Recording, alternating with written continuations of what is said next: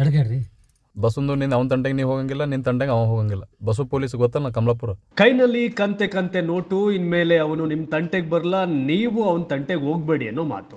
ಇದು ಯಾವುದೋ ವ್ಯಾಪಾರ ಅಲ್ಲ, ಗಲಾಟೆಯ ರಾಜಿ ಸಂಧಾನವೂ ಅಲ್ಲ.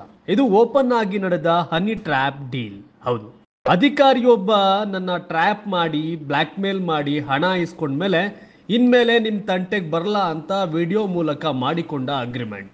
ಇಂಥ ರಾಜಾರೋಷವಾದ ಹನಿ ಟ್ರ್ಯಾಪ್ ನಡೆದಿರೋದು ಕಲಬುರಗಿಯಲ್ಲಿ. ಈ ದಂಧೆ ಬಗ್ಗೆ ಇಂದಿನ ವಿಡಿಯೋದಲ್ಲಿ ಹೇಳ್ತೀವಿ, ಕಂಪ್ಲೀಟ್ ನೋಡಿ. ಹೌದು, ಅಧಿಕಾರಿಗಳನ್ನ ಶ್ರೀಮಂತರನ್ನ ಹನಿ ಟ್ರ್ಯಾಪ್ ಜಾಲಕ್ಕೆ ಬೆಳೆಸಿರೋದನ್ನ ಕೇಳಿದಿರಿ. ದುಡ್ಡಿರೋರ ಹಿಂದೆ ಚಂದದ ಹುಡುಗಿರನ್ನ ಬಿಟ್ಟು ಬ್ಲ್ಯಾಕ್ ಮೇಲ್ ಮಾಡಿ ಹಣ ಮಾಡೋ ದಂಧೆ ಇದು. ಹೌದು, ಆದ್ರೆ ಇಲ್ಲಿ ಹನಿ ಟ್ರ್ಯಾಪ್ ಮಾಡೋಕೆ ಬಂದಿದ್ದ ಟೀಮ್ ಒಂದು ತಾವೇ ತೋಡಿದ ಹಳ್ಳಕ್ಕೆ ತಾವೇ ಬಿದ್ದಿದ್ದಾರೆ.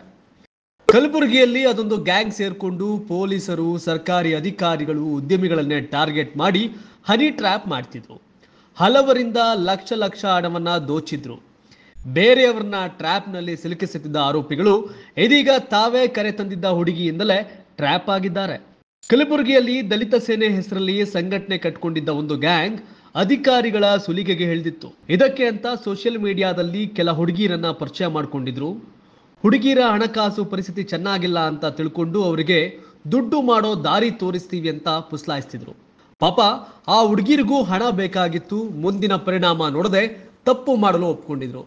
ಹೀಗೆ 10ಕ್ಕೂ ಹೆಚ್ಚು ಯುವತಿಯರನ್ನ ಸೇರಿಸಿಕೊಂಡು ಒಂದು ಟೀಮ್ ಕಟ್ಕೊಂಡಿದ್ರು.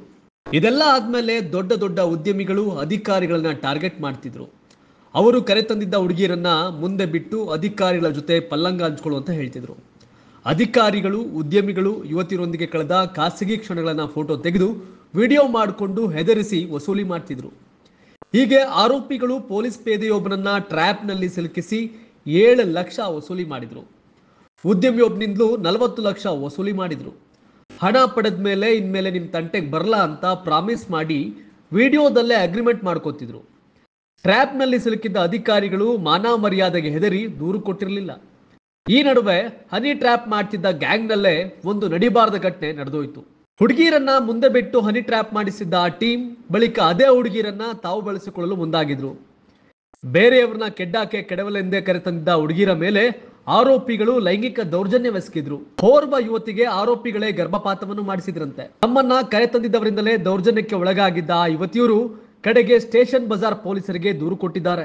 ಆರೋಪಿಗಳು ಮಾಡಿಸಿದ ಎಲ್ಲಾ ಕೃತ್ಯವನ್ನ ಬಾಯ್ಬಿಟ್ಟಿದ್ದಾರೆ. ಯಾರ್ಯಾರಿಂದ ಹಣ ವಸೂಲಿ ಮಾಡಿದೆ ಅನ್ನೋದನ್ನು ಕೂಡ ಹೇಳ್ಬಿಟ್ಟಿದ್ದಾರೆ. ಕೂಡಲೇ ಅಲರ್ಟ್ ಆದ ಸ್ಟೇಷನ್ ಬಜಾರ್ ಪೊಲೀಸರು ಹನಿ ಟ್ರ್ಯಾಪ್ ಮಾಡ್ತಿದ್ದ ದಲಿತ ಸೇನೆಯ ಆರೋಪಿಗಳ ವಿರುದ್ಧ FIR ದಾಖಲಿಸಿದ್ದಾರೆ.